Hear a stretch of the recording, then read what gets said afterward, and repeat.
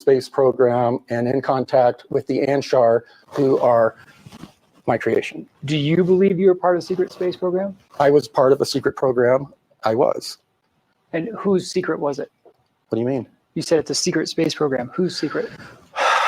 It was a government secret, I guess. Which government? The United States government. Okay. And so you say that you're part of the secret space program?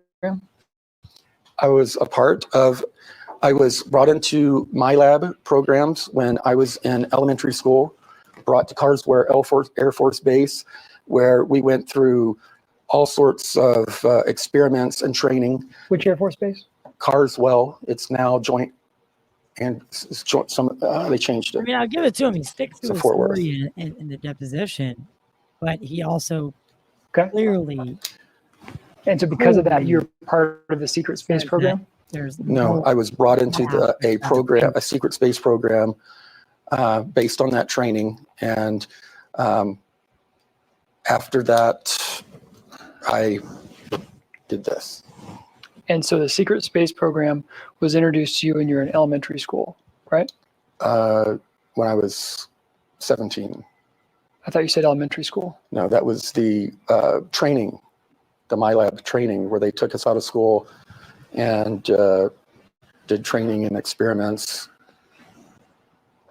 And we say they took you out and did training experiments. Who's the they? The people that were working with the elementary school and junior high that I went to, and Carswell Air Force Base. Do you know who they were working for? The Navy. Okay. And so the Navy was taking you out of elementary school and junior high and training you? I'm sure they had Mrs. Hill, who was a contractor for them, was also teaching at our school, took us out of class, took us to the Carswell Air Force Base. So you can see where he's for what all went on. telling. How often would they take you out to do this? Blending it.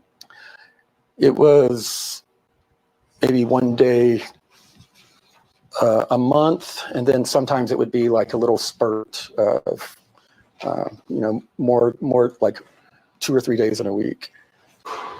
Okay. And how many years was it that frequent? From when I was 6 or 7 up until 17. It's like 10 years. As a result of that training, what did you do differently?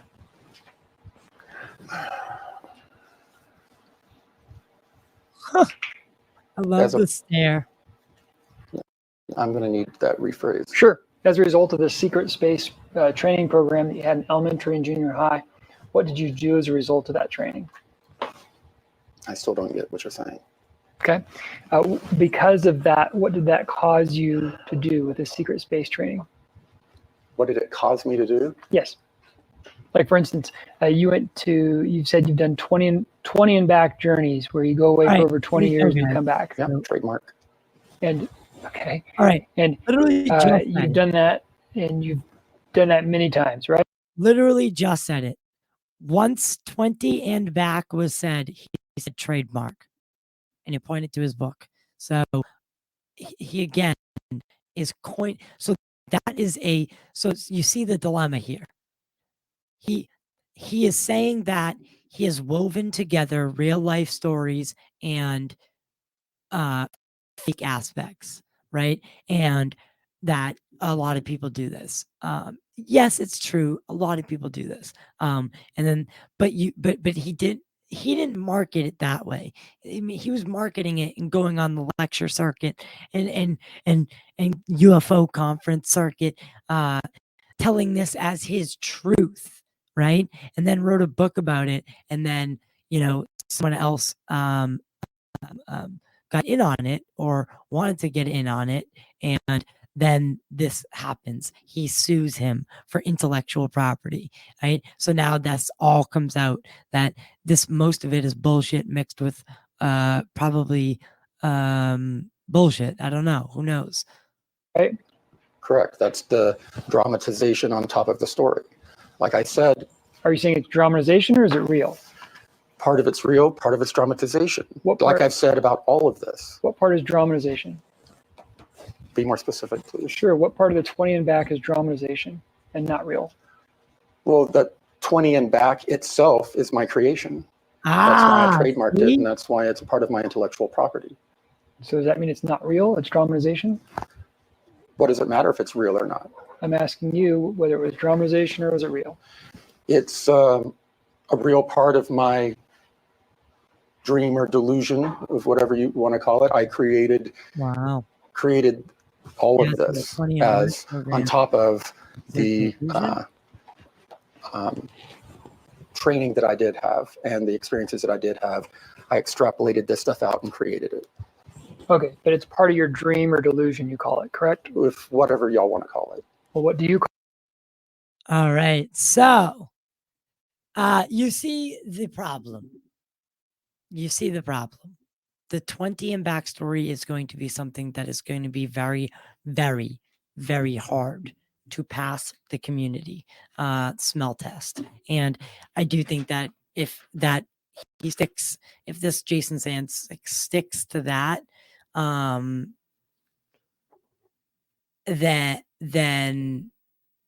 there's no way that that it could possibly hold weight to most people. I think I don't know. I don't know. I'm trying to think about it from both aspects. But so I listed some pros and cons. So pros for Jason Sands are allegedly that he's a firsthand witness, right? That's good for the community.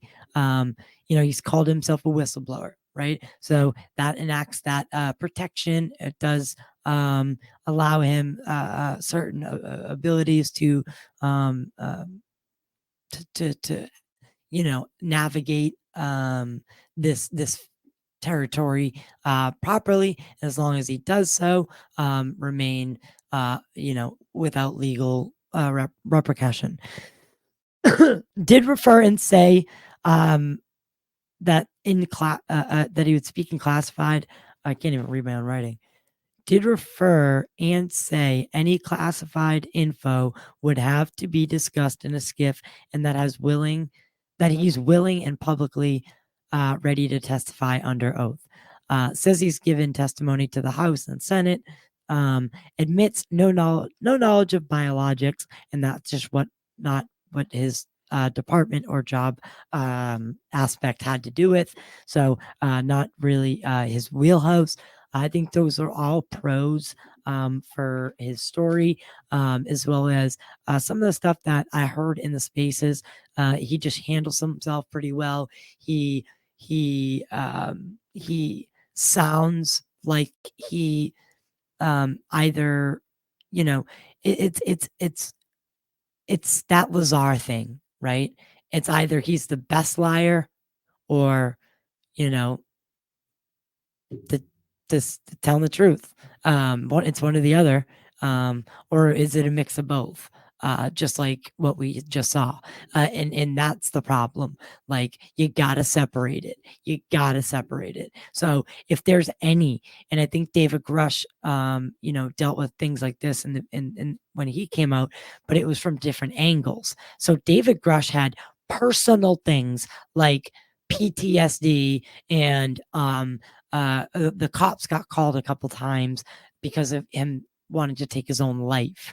If they use that against him, imagine them what they're going to use against Jason Sands. They're just going to pull this Corey Feed thing up, slap it up, and be like, boom, that's it. No one's going to and no one's going to take it seriously from there. So my advice, if you're mixing, if you're pumping the story, please just tell the truth. Tell whatever the core truth is. That's all, right? Because again, I did not hear him mention the 20 and back program. People are just saying that he did. And again, I thought I was going to be able to hear him say it, but we had the wrong clip, or not the full length clip, which I'm now going to have to seek out for another part 2, a follow up on this. Some of the stuff that I will say again is, Corey Good is a known liar, grifter, and storyteller. People are claiming that this guy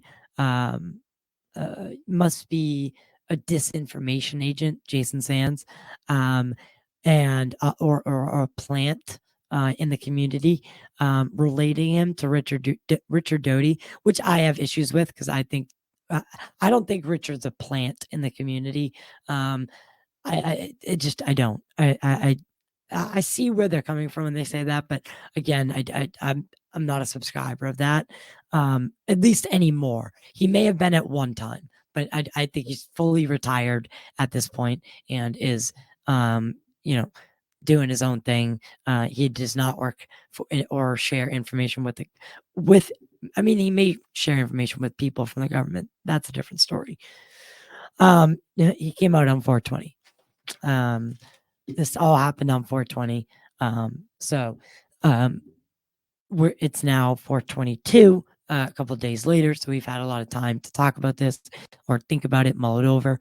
No follow-up has really come from anybody. He does have, so he says that James Fox, Leslie Kean, Lou Elizondo have all verified him, as well as other people in the community have verified him. I'm assuming what they verified are his credentials, not his story, because again, I hate to bring it to it, but what Lou Review said in the test in the spaces, it's not what it's not the story that they're verifying. It's his background, his credibility, and is he who he says he is. The what he is saying is it's an entirely different ballgame. So again, we have to understand that there's a separation line there. So, and that's again to the Dopser. It all has to get reviewed for pre-publication, for you to talk about it in public. David Grush has been dealing with it. Lou Elizondo has been dealing with his book. Who knows when that's coming out? Probably an asteroid might hit us by the time Lou Elizondo's book ever actually makes it to the shelves at this point. But he is saying all these people can vouch for him, and he's also supposedly the driving force for James Fox's film, The Program. Now, I don't know how true that is, but because none of these people have come out and said anything. They haven't verified. They haven't, you'd think they'd want to back him up if it's true. And he is a driving force in some sort of film or production that they have. And again, how did he get to telling his story in a random Twitter spaces if he is the driving force for a film that is, said, the way James does things is he likes to, it's like investigatory. So, it's like a watershed moment, right? When you're watching the film. And that's definitely how you feel when you watch Moment of Contact and The Phenomenon. So, there was no doubt in my mind that if this was the driving force of that documentary, that I don't think this is going to hinder that, but if that secret space program 20 and back thing comes up, there are going to be questions that need to be answered. Other than that, what do you guys think? Let me know in the comments what you guys think of Jason Sands. Let me know what you think about the allegations that he's making. Let me know what you think about his integrity, his credibility, his body, well, not body language, but he sounded very confident. He sounded very, and it was a late show. I know how bad those can get. We're doing one right now. I'm talking solo. I've been solo for almost 2.5 hours, right? And I understand, like it's tiring. People don't on the other side watching don't always get it, that it is tiring to go through and be constantly answering questions and kind of recounting things, and especially if it's a whim. But again, if he's preparing for the documentary, I would assume that all this is at the forefront of his mind. And I think coming out this way was definitely weird. It was weird. Like I would have done it with like a one-on-one interview with, I I'm not gonna say me, but I would love to, I'd love it for me to be me, of course. You know, I would love the challenge to do something like that. But